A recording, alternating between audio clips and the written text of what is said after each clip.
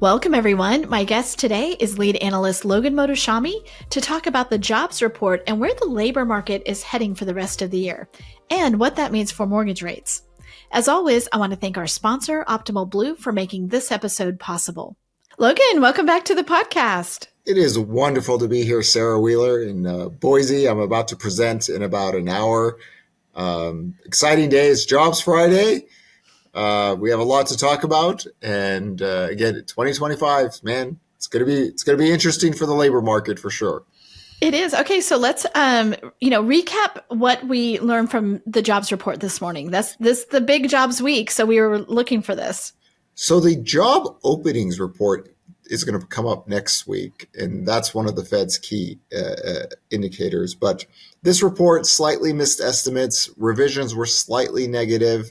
Residential construction workers flat, right? That's something we're always going to be keeping an eye on.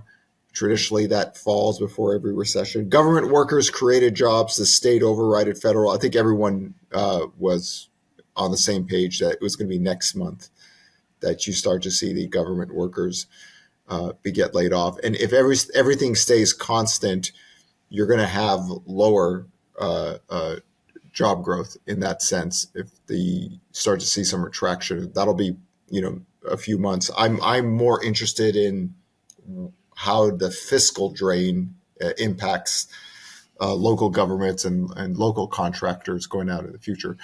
But 10-year yield just fell a tad, and then it just shot right back up. So no real direction out there. But if you're already getting an uptick in the unemployment rate, and we haven't even run through the fiscal drain and the government worker drain, then it's just going to get more interesting. And this is partly why I think the Fed kept that unemployment rate target at 4.3%. The reason I say that is that in 2023, I believe the Fed was forecasting a recession because they had their unemployment rate target at 4.6. And where we were on the unemployment rate, that kind of hit to the unemployment rate, you either get a massive labor force growth or you start losing jobs. So that didn't happen. Of course, 2023 was unique in the sense that the job market outperformed and the growth rate of inflation fell faster than what the Fed's model was. And that was the precipitous of them stopping the rate hike cycle. And then in 2024, when the labor market started to get softer on the revisions, they started to cut. Why, Sarah? Paper, rock, scissors. Labor over inflation. Labor over inflation. Inflation, yeah. And so it's interesting because this is happening now, and now we're going to see the effects. And I think Treasury Secretary Bassett said that they're sending a lot of the White House people out on, because the stock market's falling and stuff. Usually that's the MO for Trump. He sends his people out to talk to the media. He says that the economy's rolling just a bit. So I think everyone's kind of understanding that, the jobs numbers are going to get a little bit soft. But it really, again, 1.5 to 2 million people lose their jobs every single month. It's a job growth. Can it override that? This is why you have, when a recession happens, it's really consumption and growth starts to slow. And then, the pull down just creates more layoffs. But last year, we were looking for 140 to 165,000 jobs per month. We got 151,000. I lowered the forecast for 2025. The low end is 133. So far, the labor data is holding up, softening, not breaking. So it's got to get interesting the next few months, right? Because now we get to see the full impact of everything that's going on. Okay, so when we see the data next week, actually this week, because this is, although we're recording on Friday, this will go live on Monday. What is it that the Fed is going to be looking for in that data? I think there's four things that the Fed really tracks with labor. They love the job openings data. I love the job openings data. Everyone hates the job openings data. Why? Because a lot of people think that it's a fake number because we had 12 million job openings and that some of these posts aren't valid. But if you actually look at the curve of the labor market, when job openings started to slow down, quits started to slow down, hires started to slow down, it matched the BLS number. So we just have some cranky people on the left and right side that just don't like the job openings data. So I just kind of been trolling them for years. It was a huge part of my work in the last decade. Sorry, you didn't know me last decade, but I was like writing about job openings are going to get to 6.21 million. Everybody says, you're crazy. There's 96 million people unemployed. No, homie, you've never read a book in your life. We don't have 96 million people out of work. So in this context, the quits and the hires for the job openings are really front load Fed data lines they track. Wage growth actually firmed up. It's been firming up for the last few months. So we're at 4%. And rule of thumb, 3% wage growth, 1% productivity, 2% inflation. The Fed's running that old model, and they're probably going to stick with that. Productivity data has been good, so that helps out with wage growth, inflation. But I think personally they would love to see wage growth at 3% because you people making more money, bad. You might buy more stuff. What are we going to do?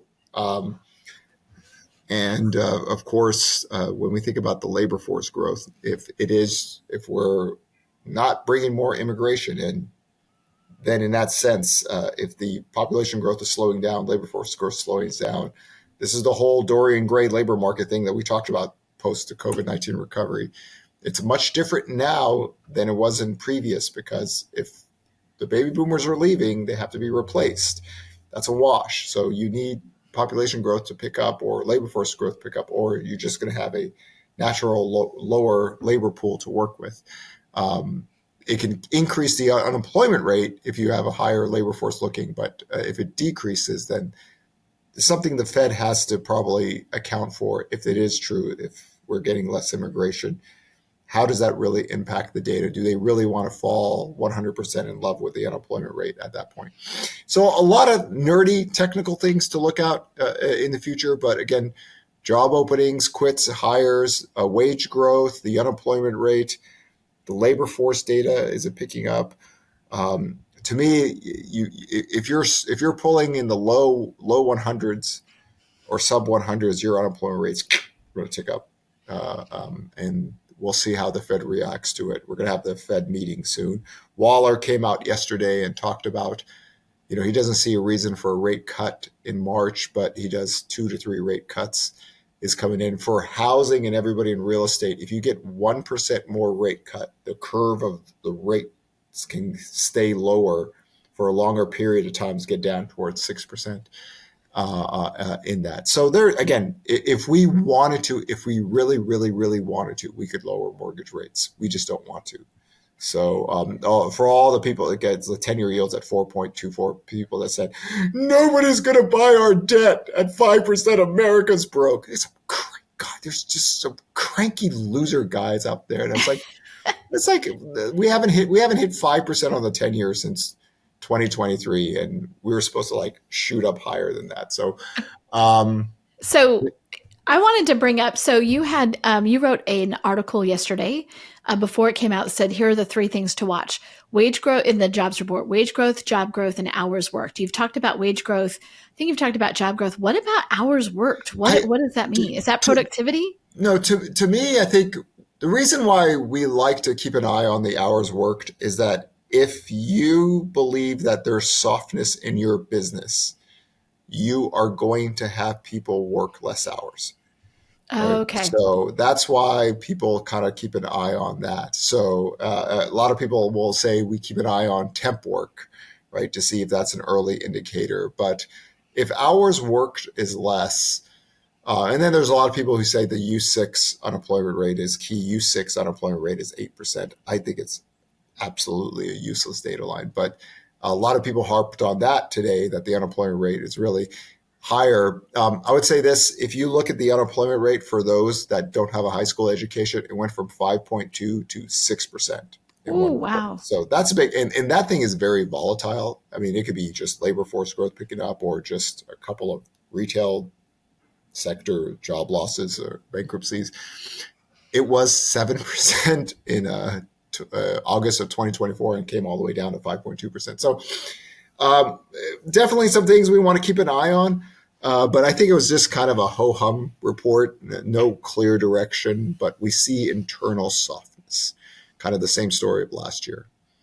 Okay, so as always, I'm going to ask you, and you talked about a little bit, but rates. So you're saying that the Fed has indicated through different people speaking that like they're interested in 2 to 3 cuts, but not now, not in March. So when you think about 2 to 3 cuts, is that a whole point? Is it? I mean, each one is like It 25 or helps. Oh, trust me, it helps because if we had 1% lower Fed funds rate, it's easier to get down to 6% and stay there. It's hard. It's hard for me to even forecast below 5.75 with the Fed funds rate here. They're doing quantitative tightening, stuff like that. So the spreads, of course, have gotten better this year. That helped out, but we get 1%, and just I think a simple way to look at it is 65 to 75% of where the 10-year yield and mortgage rates are still Fed policy, right? We had very low mortgage rates until the Fed went guns of Navarone with that super rate hike cycle. So in this context, once you get there, then this is why I always talk about like the worst in housing is over. We're not hiking rates. The spreads aren't bad anymore. Inventory's up. Price growth. I always tell people price growth running too hot is bad for everyone. Every single person. It is not a good thing. This is why we did the whole team higher rates, unhealthy housing market, savagely unhealthy. It completely threw up the red flag in the housing market in February of 2022. But now it's different. Price growth is not getting out of hand. The spreads are getting better. We're in the full rate cut cycle now. We're just getting to that. So the worst on that side is over. And home sales have still not breached under 4 million, 2023 and 2024. And we've had 6 to 8% mortgage rates. So again, wages grow, household formation grows, dual household incomes. There's a guy out there that his whole thing is about like, you should rent instead of buy a house. Okay. He's on Netflix and anything. And I was like, homie, if you're like 40, 50, 60 and you're single and you don't have any kids and can't hold a relationship, you probably shouldn't own a house too. Right. Oh, you're so harsh. No, you shouldn't own a house. I mean, you can't have a girlfriend. You can't get married. You can't have kids. You shouldn't own anything. Okay. You're living a bachelor's life. So I hear you. That's kind of what I tweeted to him. You shouldn't. Look at all these young, educated, strong women that are buying homes more than single men because they have their together. But guys, when they roll that bachelor life in your 20s and 30s, and you get your 40s and 50s, and you're just that lame guy at a bar, trying to pick up on a girl in their 20s and trying to make yourself feel good. So they're not homeowners. Like America, homeowners are people, what we always say, rent, date, mate, get married, have kids, dual household incomes, you buy a house, you own it. You're right. But guys like that, man, if they need to like plunge their toilet, they can't do it themselves. They got to call their landlord. Right. So the whole rent versus housing thing, I always thought it was irrelevant because millions and millions of people buy homes. It's a lifestyle choice because you want to own something, you want to raise a family. I think single guys in their 40s, 50s, and 60s, oh boy, when you get into your cranky 65, 75 guys who are still holding on to the 3 gold pieces because the world's about to have, breakaway inflation. I'm ready for it, guys. I've got my 3 pieces of gold, So it's a little bit different on that side. That is a little bit different. I love the places we go on this podcast, Logan. We start one place. We don't always end there. We end somewhere totally different. Oh my gosh. Okay. So, last week I talked to Mike Simonson about can the spring home buying market be saved? Because getting a late start, not seeing a lot of action, rates are a little bit higher than everyone would have hoped. Like, what are your thoughts for we're in March now. We're firmly in the peak home buying season. What are you seeing? So last year, mortgage rates actually headed up to 7.5% early on. And we had 14 negative weekly prints, 2 flat, 2 positive. This year, it's basically flat, 3 positive, 3 negative, and 2 flat prints. 5 weeks of positive year-over-year growth. Trust me, it's the mother of all low bars. So you take that in context. Again, rates 6.64 to 6%. Housing demand grows a couple 100,000. Okay. If you get sub 6%, yeah, that's that. Oh, we got something going there. Duration of rates is really the key. You can't just go all the way down to 6% and all of a sudden shoot right back up to say that it hasn't worked 3 years in a row. So the question is, does the Treasury Secretary, President Donald Trump, and the White House Economic Council, do they get what they want and unfreeze the housing market by getting lower rates? So we had another governor, by the way, talk about getting rid of property taxes. Oh, which Sarah, one? I think this is starting to become a thing, because if you get 1 or 2 or 3 governors talking about this, and I made a video about this yesterday, you're starting to get the sense that people are questioning, hey, why am I paying so much in property taxes? Where's my money going? And now you're saying the federal government says, oh, well, we're spending too much. Can red state governors actually take the federal playbook and say, where you're spending, what's this money doing? No, let's save it. That's why I thought when Ron from Florida did that, where he talks about, we need to get rid of property taxes, I was like, who's going to be next? I think it was Indiana's governor that did that. So it's something to keep an eye on. Again, I don't know how you fund your state budget if you're relying on property taxes so much. But if the federal government is cutting things off because they think they're useless, if the states take that playbook, then it's a different story. And the reason we say this is that Texas and Florida the migration started to slow down. Okay, the inventory growth is bigger in Texas and Florida. You are probably hearing it from homeowners that my property taxes are up so much, right? And homeowners tend to be voters, right? It's true. So more than renters. So this is why if you're starting to see more of this come on, it's how do you deal with housing inflation if mortgage rates aren't coming lower? Well, I mean, still the property taxes for somebody who has 2.5%, 3.5%, 4% mortgage rates, they might be complaining. But the angle is, where's the money going? If you get homeowners in states saying, I want to see where my services are being oh boy, that's a whole different subject. And for red states, I could see them using that and saying, hey, listen, we're not getting much for this anyway.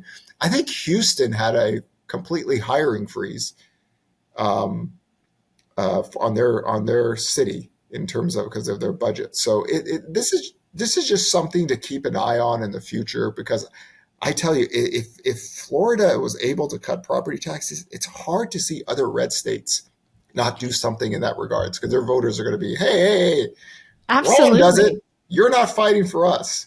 No, I think that's true. I think if there's at the national level, you're seeing this zeitgeist about efficiency. Now, we can talk about, is it really efficient to just go in there with a chainsaw and then you have to hire people back out? But still, the underlying thing there, the underlying idea that maybe we are just like, this has gotten out of control and what are we getting for it? And we want to see what that looks like.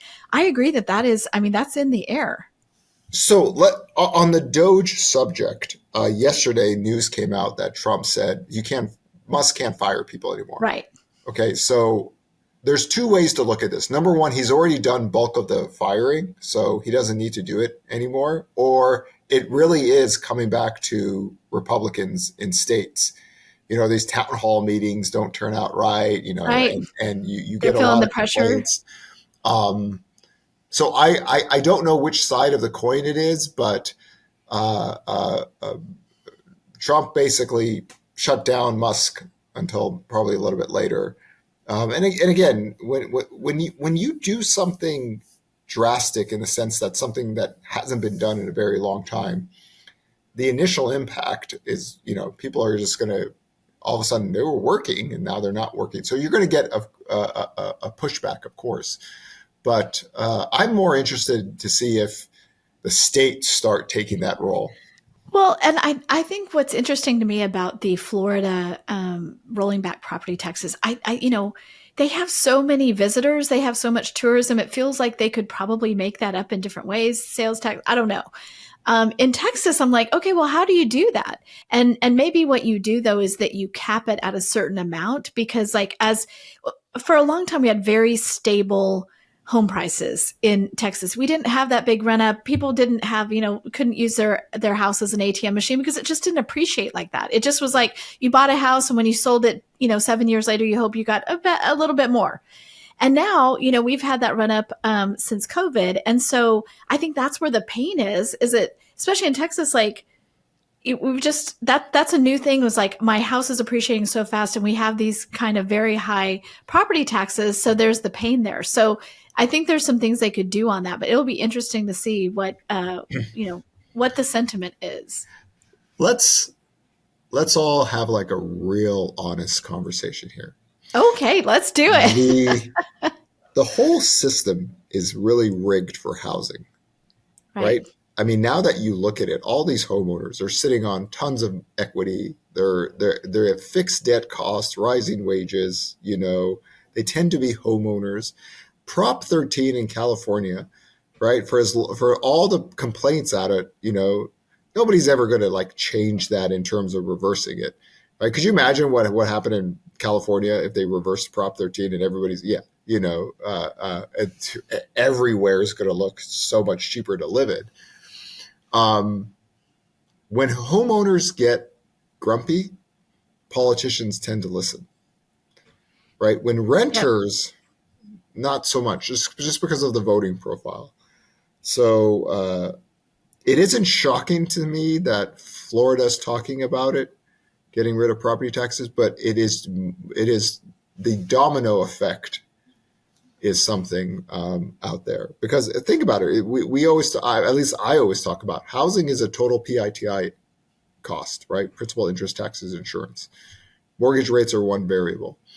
We had a discussion. Some guy was telling me that it was a lot more affordable to buy a home in 1980. And I was like, how do you figure? And he's like, well, the median income. Listen, guys, if you are using a median income to median price model, it has absolutely not worked for many years because the rate variable has to be in it. Mortgage rates got to 18% back then. So in that context, you have to put the rate, you have to put the incomes, household incomes here. How do we have near 5 million total home sales? It's because dual household income still. I mean, if I had to leave everyone one thought, don't forget about the dual household incomes. And when you think about housing, if you need $103,000 to $110,000 to buy a house in America nationally, you put two incomes together. There it is. That's how you have near 5 million total home sales still. And sellers that are buyers, they have equity. So it's not shocking to me that the 4 million level held, but that 4 million level held with rates going up and down from 6 to 8%. So if you get any kind of lower duration of rates staying, it's just like 6.25% for like 12 months, you can grow sales because every year wages rise, every year household formation, every year people get married and you can do household incomes. Those things, pile on. Time, right? Time doesn't stop for that. But when you're working from very, very low levels of sales, it doesn't take much to move the needle. So to Mike's and yours question, can housing grow? Listen, last year rates went from 7.5% to 6%. We had a couple of 100,000. We saw that in our pending contracts data. The question is, I've only really seen the data get better from 6.64 down towards 6%.